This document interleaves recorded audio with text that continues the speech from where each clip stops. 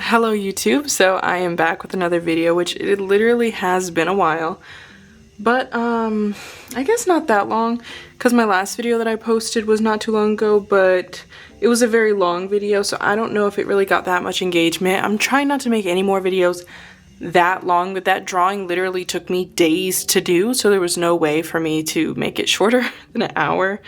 But here we have two OCs. This one isn't new, but this one is new, and he's kind of like being introduced. I will be telling a little story time about these OCs that I have while I do the drawing, and I decided to start making little storylines for my OCs so that I can feel more attached to them and want to draw them more. So let me show you. I've drawn this OC a few times. This is her, and this is another picture of her I did digitally. I actually do have another drawing in here that I'm going to do of her. But yeah, so I don't want to make this introduction too long. Her name is Ravina and his name is Vincent, and I will be telling the story of both of them now, and I will be doing my drawing. So if you enjoy this video, please subscribe, please share with some friends, please like and comment more videos that you want to see, and thank you for watching. Ravina was born into a family of servants, raised in preparation to serve a noble family, the Devereaux. Her family had served the Devereaux for generations and generations. At 17, Ravina was moved up from smaller servant jobs to become a live-in maid, but caught the eye of one of the three Devereaux sons, Vincent Devereaux. Even as a servant, Ravina would always catch the eyes of many men, but she was raised to keep her head down and work hard. Her father emphasized the importance of their work, and even though they were mere servants, serving the Devereaux family was something to be prideful of. Ravina always saw Vincent to be an attractive young man, but she never felt that there would ever be a possibility for anything to come of her attraction, and she couldn't even imagine attempting to act upon such feelings towards the young master. So she continued working and paying him no mind. As time progressed, at the age of 19, Vincent would begin to secretly make advances towards Ravina, flirting with her, making playful jokes, and occasionally distracting her from her work. But she never truly gave him the time of day because in her eyes they were from separate worlds. She was born to serve and he was raised to rule. Growing up, Vincent was used to getting whatever his heart desired, so his pursuit of Ravina continued, but this time even stronger. Ravina couldn't help but be intrigued with Vincent. He would adorn her with high-class desserts, expensive clothes, and jewelry that she couldn't even afford within a year's salary. Aside from the lavish gifts, he was funny, mischievous, strong, and even though he was young, it seemed as if he had a lifetime of wisdom. One of the things Ravina loved that Vincent would do was sneak her into the town at night when everyone else was off to bed. As a servant of the noble family, this was not usually permitted on the workdays, but Vincent would dress her up in different disguises. At night, the town would transform into a totally different atmosphere. Vincent would take her to many cool places, parties, and sometimes they would check into inns, drink, dance, and do other nighttime activities. Even though she felt the relationship could never truly work, Ravina fell in love with Vincent, but she felt as if there were things about him that were still a mystery. One night, Ravina awoke from her sleep after one of their nighttime sessions, and Vincent was nowhere to be found. When he returned, she questioned him on his whereabouts, but he said he had business to attend to, and she did not feel it was her place to ask more. Over time, Ravina realized that this was a common occurrence, so one night, Ravina planned to fake her sleep and secretly follow Vincent when he left. She followed behind him slowly and at a distance, weaving through the crowd, while also blending in as best as she could, as not to be noticed. Upon her first investigation, she watched him enter a brothel. Ravina was deeply hurt by this discovery, but even so, she felt that it wasn't her place to confront him at that time. So she returned back to the inn, crawled into bed, and acted as if she saw nothing. When Vincent returned to the inn, he awoke her so they could sneak back to the Devereaux estate. Even though her stomach turns with the thoughts of what he could have been doing in the hours he was gone, she acted as if she saw nothing. One of Ravina's many specialties was concealing her emotions, one of the many traits her parents taught her, especially if she was to endure a lifetime of servitude. Next time they went to the inn, she decided to follow Vincent again to see if he would return to the brothel, but this time she decided she would confront him if she saw him go there again. But this night, things were different. This time, he didn't enter the brothel, he entered a pub. She stayed outside lurking in the shadows of the night because she figured entering could result in her being found out. Shortly after Vincent stumbled out of the pub with a woman at his side, Ravina watched as they made their way to the nearby alley. At the sight of Vincent being with another woman only hours after being with Ravina, she began to fill with a deep rage. She began to sprint towards them, bumping and shoving through the crowd of people as to not lose sight of them. What Ravina saw as she entered the alley almost shattered her completely. It was the sight of what looked like Vincent kissing the neck of another woman. Nervously, she stepped towards them, and as she got closer, she couldn't really comprehend what she was seeing. And before she could gather her thoughts that were already running circles in her mind, she began to see blood pouring down the woman's neck. Ravina quickly sensed something wasn't right about the scene that laid before her. All her sadness quickly washed into fear. She began to scream. Vincent jumped at the sound of Ravina's terror, and in the same moment he released his grip on the woman, causing her to collapse. Ravina spun around quickly and began running towards the exit of the alley, but before she knew it, Vincent was gripping onto her wrist tightly and dragging her back deeper into the alley with the strength Ravina was unfamiliar with. Ravina began kicking and yelling, but Vincent looked at her with his sharp, now red eyes and said, "If you know what's good for you, you'll stop trying to make a scene." Ravina's yells transformed into a silent weep as fear took over her body, and Vincent released his grip on her momentarily while making his way back to the woman who was now laying in the alley. Vincent quickly reached into his pocket to grab a cloth and wipe the blood from her neck. Ravina watched this, feeling as if she was in a dream. Her eyes couldn't believe what she was seeing. Vincent stalked back towards her, firmly grasping her hand, and began to guide her back to the inn. Ravina was beyond scared, but she was even more scared of what Vincent would do if she was to draw attention, so she stayed silent, but still shaking in fear. As soon as they entered the room, Vincent tossed Ravina towards the bed and began angrily pacing the room, asking her why she followed him, repeating phrases like, "I don't want to have to do this," and "You should have just stayed in the inn." Before Ravina could even begin to explain, Vincent lunged towards her, grasping her firmly and sinking his teeth into her neck. Ravina let out a scream, but in the same moment her body grew limp and her vision began to tunnel into blackness. So guys, that was the end to part 1 of my story. If you guys enjoyed it, please go ahead and comment that you want to see more. Low-key, it kind of makes me cringe hearing myself read, but it took me so many takes to get this right, or at least as close to right as I'd want it to be. I know it's not the best storytelling or really even the best story, but I kind of did enjoy making it, and I feel like it gave me like some background about these characters that I draw, and hopefully it'll make me want to stick to drawing them and continue telling stories about them. So I really hope you enjoyed, and please enjoy the rest of my video. I'll put a little bit of music for the rest so you can enjoy listening to something while you watch. But again, thank you if you stayed for the whole thing, and please give me some feedback. Enjoy. Bye guys.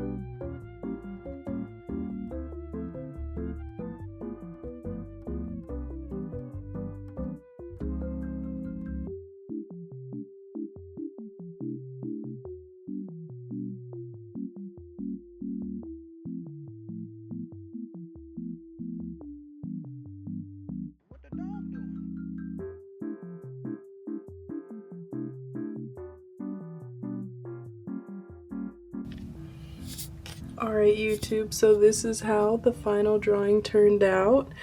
I think that it came out really cute. I think the only thing that I'm upset about is how her hair came out a little bit too dark. It's supposed to be like more of a pastelish pink like this. But I'm not mad. I think it still came out really cute. I think I just am not the biggest fan of this marker pad by Ohuhu like I thought I was. I might try their mixed media, but yeah, they're super adorable. Ravina and Vincent, and I hope you guys like the little story time. Please like, comment, and subscribe, and thank you.